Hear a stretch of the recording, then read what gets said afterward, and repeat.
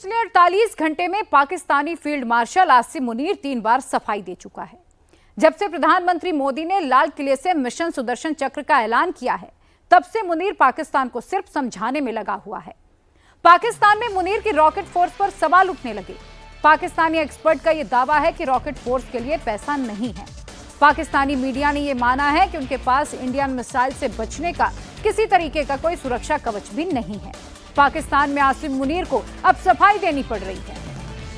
मुनीर बार बार ये सफाई दे रहा है। जब अमेरिका में था तब वहां सफाई दे रहा था, वापस आकर पाकिस्तान में भी सफाई का दौर ही जारी है। पाकिस्तान में अब ये बात खुलकर बोली जाने लगी है कि मुनीर ने हिंदुस्तान को भड़का दिया है और जिसका अंजाम करोड़ों पाकिस्तानियों को भुगतना होगा। सुदर्शन चक्र से पाकिस्तान बच नहीं पाएगा। सोचिए, पाकिस्तान से एक साथ सैकड़ों मिसाइल, ड्रोन हिंदुस्तान पर हमला करते हैं। यह हमला सिर्फ पंजाब, राजस्थान, जम्मू कश्मीर पर नहीं होता, बल्कि इन मिसाइलों का टारगेट दिल्ली भी है। लेकिन एक भी मिसाइल हिंदुस्तान का आसमान पार नहीं कर पाएगी। ड्रोन, मिसाइल सब आसमान में ही नष्ट हो जाएंगे। ये सुदर्शन चक्र का पहला हिस्सा होगा।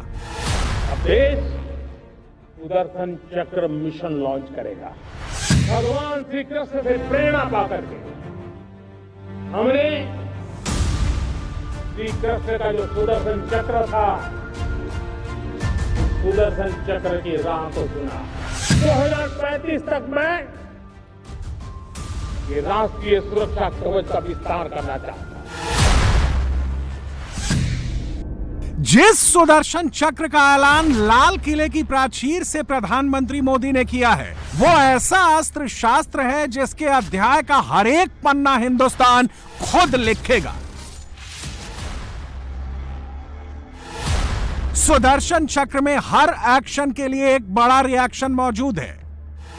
पाकिस्तान के जिस शहर से, जिस मिलिट्री बेस, जिस पोस्ट से, जिस एयर बेस से हिंदुस्तान पर हमला होगा, हर एक जगह पर, हर उस ठिकाने पर दोगुना बड़ा हमला इंडिया से होगा। यह हमला इतना तेज तर्रार घातक होगा कि मुनीर भी कुछ समझ नहीं पाएगा। जंग का युद्ध घोष हो चुका है, शंखनाद हो चुका है। यह गूंज हिंदुस्तान से उठी है, पाकिस्तान को सुनाई दे गई है। पाकिस्तान डर रहा है। यह डर उस रण का है जिसके बाद दशकों, सदियों तक दूसरा ऐसा रण नहीं होगा। अब बात है आखिरी जंग की, निर्णायक युद्ध, फाइनल वॉर की, जिसका होना तय है। बैटल ग्राउंड तैयार हो चुका है। भारत के साथ हमारी टेंशन बनी हुई है और किसी वक्त भी ये भी कहा जा रहा है कि हो सकता है कि भारत दोबारा अटैक कर दे। अब मोदी इस वक्त जिस टाइड पे सवार है, जो वाव वो और उसके साथी ले चुके हैं, उन्हें तो व्हाइट हाउस नहीं रोक सकता। आप जाती उम्र की बात कर रहे हैं। आसिम मुनीर बार बार फॉरवर्ड बेस में जा रहा है। नए नए हथियार पाकिस्तानी सेना में शामिल कर रहा है। पाकिस्तानी सेना में भर्ती तेज कर रहा है, क्योंकि जो जंग होने वाली है उसमें पाकिस्तानी सैनिकों का मरना तय है। यह पाकिस्तान की मिलिट्री अवार्ड लिस्ट है जिनको पाकिस्तान में जंग के लिए सम्मानित किया गया। इस लिस्ट में पाकिस्तानी सैनिक, अफसरों के मरने की लिस्ट भी शामिल है। यह लिस्ट इतनी लंबी है जिसको पाकिस्तानी आर्मी कभी जारी नहीं करेगी। पाकिस्तान और हिंदुस्तान में एक बड़ा फर्क है। पाकिस्तान में मजहब के नाम पर, तानाशाही के नाम पर, रोटी के नाम पर किसी की भी जान दांव पर लगा सकते हैं। पाकिस्तान में जान की कीमत जन्नत के हसीन सपने या चंद रुपए हैं। लेकिन हिंदुस्तान में जान चाहे सैनिक की हो या फिर सिविलियन की, हर एक जान बेशकीमती है। और अब जो जंग होने वाली है उसमें हर एक हिंदुस्तानी की जान के लिए सुदर्शन चक्र तैनात होगा। दुश्मन को मिट्टी में मिलाना भी अच्छी तरह जानता है। यह सुदर्शन चक्र कोई एक हथियार नहीं होगा। इसके कई रूप, कई अवतार होंगे। अलग अलग जगह पर यह अलग अलग मशीन के तौर पर मौजूद रहेगा। कहीं पर S-400 के तौर पर तैनात रहेगा, कहीं पर आकाश मिसाइल सिस्टम होगा, कहीं L-70 एंटी एयरक्राफ्ट गन होगी, कहीं पर प्रलय मिसाइल होगी, कहीं पर पिनाका रॉकेट, सुदर्शन चक्र में 22 पैने कोने होते हैं। हिंदुस्तान के सुदर्शन चक्र के हर कोने पर एक सुदर्शन चक्र मौजूद रहेगा। नरेंद्र मोदी के सुदर्शन चक्र के ऐलान से ठीक पहले पाकिस्तान में क्या चल रहा था? आसिम मुनीर क्या प्लान कर रहा था? शहबाज क्या बोल रहा था? कैसे मोदी ने पाकिस्तान की सबसे बड़ी चाल बेकार कर दी? पाकिस्तानी प्रधानमंत्री शहबाज शरीफ ने 14 अगस्त को पाकिस्तान की नई रॉकेट फोर्स बनाने का ऐलान किया था। वैसे शब्द सिर्फ शहबाज के थे, ऑर्डर आसिम मुनीर का आया था। पाकिस्तानी सेना ने रॉकेट फोर्स को बहुत बड़ा फैसला बताने की कोशिश की। इस नए कमांड फोर्स के जरिए पाकिस्तानी आर्मी को अरबों रुपए मिलते। लेकिन मोदी के सुदर्शन चक्र के बाद पाकिस्तान की टोन बदलने लगी। पाकिस्तानी एक्सपर्ट पूछ रहे हैं कि ईरान इजरायल लड़ाई में ईरान की मिसाइल कुछ नहीं बिगाड़ पाई, तो पाकिस्तानी मिसाइल क्या कर पाएगी? रूस यूक्रेन जंग में सैकड़ों मिसाइलों से हमला हुआ, लेकिन मिसाइल हमले में रूस का कुछ नहीं बिगड़ पाया। पाकिस्तानी मीडिया को मुनीर की रॉकेट फोर्स पर अभी से भरोसा नहीं है। आसिम मुनीर जिस प्रोजेक्ट को शुरू करना चाहता है वो पाकिस्तान का दिवाला निकाल देगा। पाकिस्तान में बार बार एग्जाम्पल इजरायल और रूस का दिया जा रहा है। इजरायल और रूस के डिफेंस सिस्टम की बात हो रही है। पाकिस्तान ने मई में देखा है, इंडियन फोर्सेस ने 300 किलोमीटर अंदर पाकिस्तान पर हमला किया है और पाकिस्तान की मिसाइल, ड्रोन हिंदुस्तान के आसमान को पार नहीं कर पाए। ऐसा हो पाया एयर डिफेंस सिस्टम की वजह से। अब पाकिस्तान की रॉकेट फोर्स और सुदर्शन चक्र के रौद्र रूप की बात। पाकिस्तान की अटैक डॉक्ट्रिन पूरी तरह से मिसाइल और फाइटर जेट्स पर निर्भर करती है। आसिम मुनीर ने सिंधु नदी पर बनने वाले डैम को उड़ाने की धमकी भी दी है। मुनीर के पास लड़ने के नाम पर सिर्फ मिसाइल ही बची हैं, क्योंकि उसकी न्यूक्लियर धमकी पर अब पाकिस्तान में भी ताली नहीं बजती है। पाकिस्तान के सबसे बड़े वार के लिए S-400 तैयार है। 90 घंटे की जंग में पाकिस्तान के अमेरिकी F-16 प्लेन को S-400 ने तबाह कर दिया था। यह S-400 का खौफ था। दुश्मन का कोई भी फाइटर प्लेन सीमा के पास तक जाने की हिम्मत नहीं कर पा रहा था। सुदर्शन चक्र की सबसे मजबूत दीवार S-400 है। S-400 एक साथ 160 टारगेट को ट्रैक कर सकता है, 400 किलोमीटर दूर से टारगेट लॉक कर सकता है, दुश्मन के जेट्स को उड़ान भरते ही डिस्ट्रॉय कर सकता है। S-400 में एक साथ 2 मिसाइल फायर होती है, ताकि अगर एक मिसाइल से दुश्मन के फाइटर या जेट्स बच जाएं, तो दूसरी मिसाइल उसका अंत कर सके। S-400 की सबसे बड़ी खासियत उसकी मोबिलिटी है। यह पूरा डिफेंस सिस्टम आर्म्ड ट्रक में फिक्स होता है। एक बार हमला करने के बाद यह अपनी पोजीशन तुरंत बदल देता है, ताकि जब दुश्मन हमला करे तो उसको मैदान खाली मिले। पाकिस्तान के पास S-400 का कोई तोड़ मौजूद नहीं है। S-400 का इस्तेमाल बड़ी मिसाइल, फाइटर जेट्स के लिए होता है। अगर पाकिस्तान फतेह मिसाइल दागता है, अगर रॉकेट लॉन्चर से हमला करता है, छोटी मिसाइल से वार करता है, तो S-400 का इस्तेमाल नहीं होगा, तो हिंदुस्तान का आकाश उसको खाक में मिला देगा। यह है भारतीय वायुसेना का Akash weapon system, surface to air missile. इसकी रेंज है 30 किलोमीटर। ऑपरेशन सिंदूर में इसी आत्मनिर्भरता का प्रतीक आकाश वेपन सिस्टम ने पाकिस्तान के ड्रोन और आने वाले हर एक खतरे को ध्वस्त किया। प्रधानमंत्री नरेंद्र मोदी इसी आकाश की शौर्य गाथा का बयां हर बार करते हैं, इसीलिए इंडिया टीवी आपको सीधा दिखा रहा है फॉरवर्ड एयरबेस से भारतीय वायुसेना के आकाश वेपन सिस्टम। भारत के सुदर्शन चक्र की सबसे मजबूत कड़ी आकाश मिसाइल सिस्टम है। चाहे 15,000 फीट पर युद्ध हो या फिर रेगिस्तान की तपतपाती गर्मी में, आकाश मिसाइल सिस्टम किसी भी हालत में दुश्मन का सर्वनाश कर सकता है। ऑपरेशन सिंदूर में आकाश ने पाकिस्तानी सेना को पाताल में छुपने के लिए मजबूर कर दिया था। आकाश की मिसाइल को लॉन्च करने के लिए सबसे पहले रडार पे देखा जाता है कि दुश्मन कहां से आ रहा है। ऑपरेशन सिंदूर में जब पाकिस्तान की तरफ से एरियल थ्रेट आए तो इसी कमांड कंट्रोल सेंटर में पूरी जानकारी इकट्ठी की गई। क्लासिफाइड रीजन से हम आपको ज़्यादा चीज़ें नहीं दिखा रहे, लेकिन हम आपको बता दें कि इस समय जो भी मैप्स हैं उसमें कोई भी क्लासिफाइड नहीं है। और यहाँ पर पूरी मैपिंग की गई, एरियल टारगेट जैसे ही आया उसको देखा गया, देखने के बाद तुरंत बाद ही यहाँ से लॉक किया गया और इन्हीं बटन का इस्तेमाल करते हुए जो मिसाइल्स को लॉक किया गया और फिर उसके बाद फायर किया गया, ताकि जो 30 किलोमीटर की रेंज में आसानी से उस जगह पर जाकर वो एरियल थ्रेट को एंगेज कर सके, चाहे पाकिस्तानी ड्रोन थे या पाकिस्तानी जो मिसाइल्स थी उन सबको मार गिराया जा सके। इसी वजह से आकाश का ये फ्लाइट कंट्रोल सेंटर यानी कमांड कंट्रोल सेंटर बहुत ही इंपॉर्टेंट हो जाता है और यहीं से आकाश लॉन्च होता है।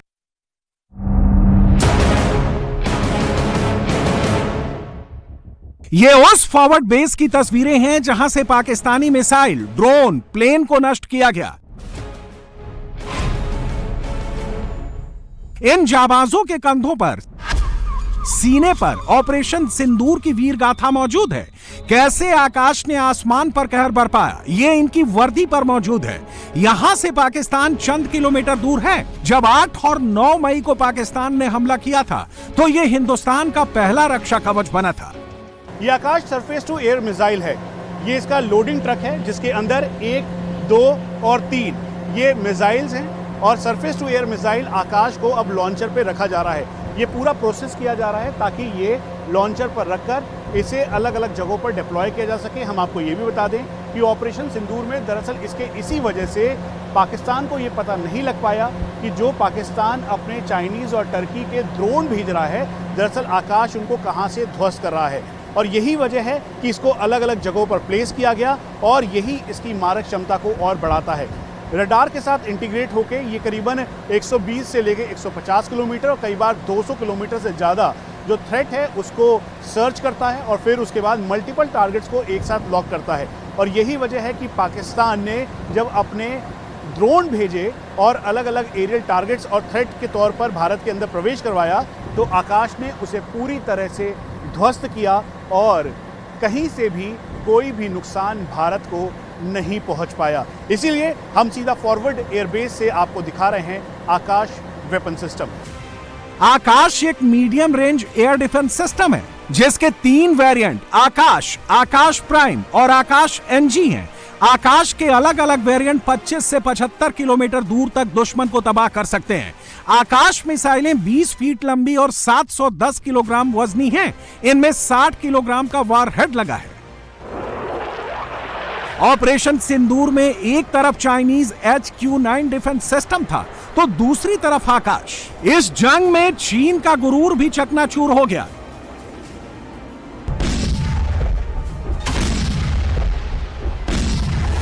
जो पाकिस्तान के इसके कंपैरेटिवली में HQ-9 का जिक्र मैं सीधा कर देता हूँ। कैसे आप इसको आंकते हैं, क्योंकि ये तो सीधा टारगेट इंगेज कर रहा था।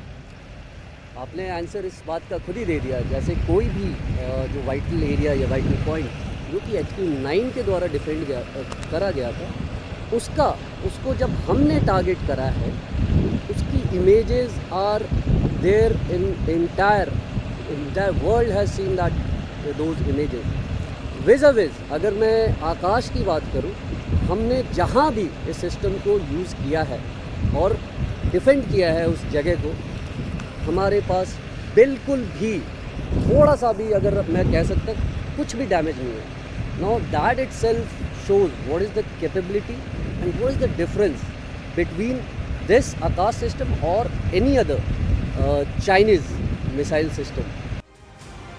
जंग का मॉडल बहुत तेजी से बदल रहा है। अब first line of attack drone बन गया है। $200 से $500 के ड्रोन को सबसे पहले भेजा जाता है ताकि दुश्मन के एयर डिफेंस सिस्टम को ट्रैक किया जा सके। ऑपरेशन सिंदूर के वक्त भी पाकिस्तान ने ऐसा ही किया था। इसका जवाब L-70 एयर गन ने दिया। सुदर्शन चक्र का सबसे छोटा और सबसे घातक शस्त्र है यह गन। L-70 40 मिलीमीटर गन को रेडार, इलेक्ट्रो ऑप्टिकल सेंसर और ऑटो ट्रैकिंग सिस्टम के साथ महत्वपूर्ण रूप से अपग्रेड किया गया है। इस गन की खासियत 4 किलोमीटर तक प्रति मिनट 240 से 330 राउंड फायर करने की है। इसके अलावा नए अपग्रेडेशन के बाद दुश्मन का रेडार भी इसको पकड़ नहीं पाता है। भारतीय सेना के पास हजारों L-70 गन हैं, जिसको ट्रक के जरिए कभी भी कहीं भी डिप्लॉय किया जा सकता है। ये गन एयरबेस पर भी तैनात है। जल्द ही इस गन को हर बड़े शहर, हर जरूरी इमारत के पास भी तैनात किया जा सकता है। ये है तुगुंस्का टैंक, हिंदुस्तान के सुदर्शन चक्र की अहम कड़ी।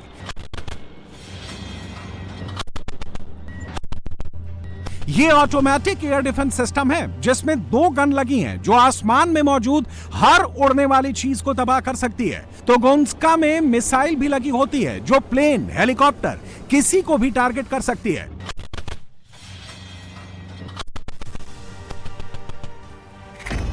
तुगुंस्का की बॉडी इतनी स्ट्रांग है कि उस पर ड्रोन का असर नहीं होता। एक बार में तुगुंस्का गन 2000 गोलियां दाग सकती है। इसमें 9M311 मिसाइल लगी होती है, जो जमीन से हवा में वार करती है। रूस और यूक्रेन जंग में तुगुंस्का की सफलता ने दुनिया का ध्यान अपनी तरफ खींचा है। हिंदुस्तान के पास इतने तुगुंस्का टैंक मौजूद हैं, जो पाकिस्तान के प्लेन, ड्रोन को सीमा पार करने नहीं देंगे।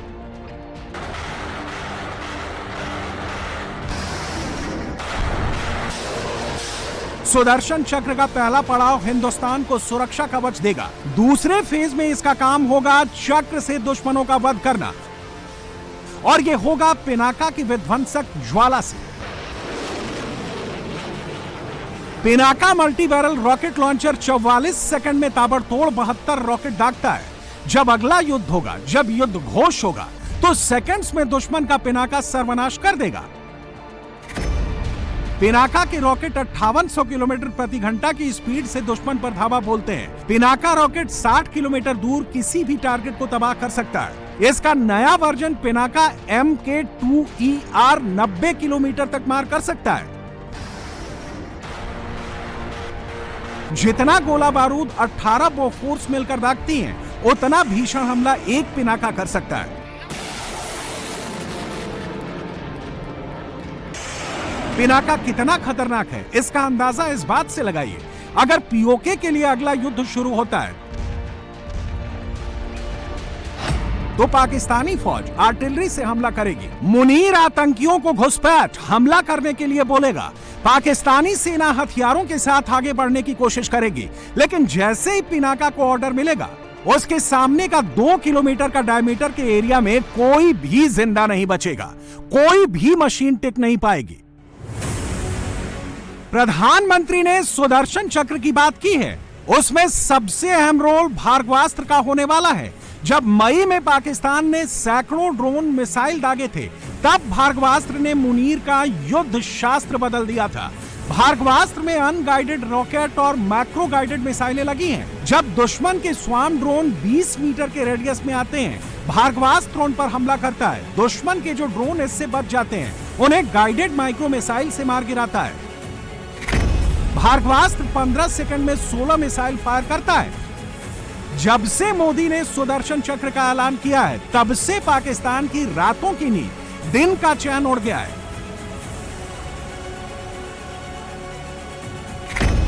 हिंदुस्तान की सीमाएं हजारों किलोमीटर लंबी हैं। हिंदुस्तान की सीमाओं में हजारों फीट ऊंचे पहाड़ हैं, रेगिस्तान है, समंदर है। ऐसे में किसी एक डिफेंस सिस्टम से हिंदुस्तान का कवच नहीं बन सकता है। हिंदुस्तान का सुदर्शन चक्र आयरन डोम से ज्यादा बड़ा होगा। इसमें कई डिफेंस सिस्टम को एक साथ कनेक्ट किया जाएगा।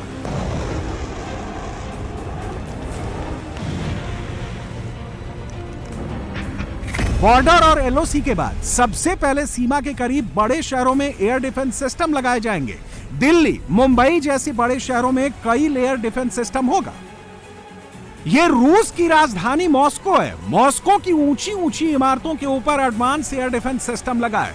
अगर दुश्मन के विमान, ड्रोन शहर तक पहुंच पाते हैं, तो उनको यहां पर नष्ट कर दिया जाएगा।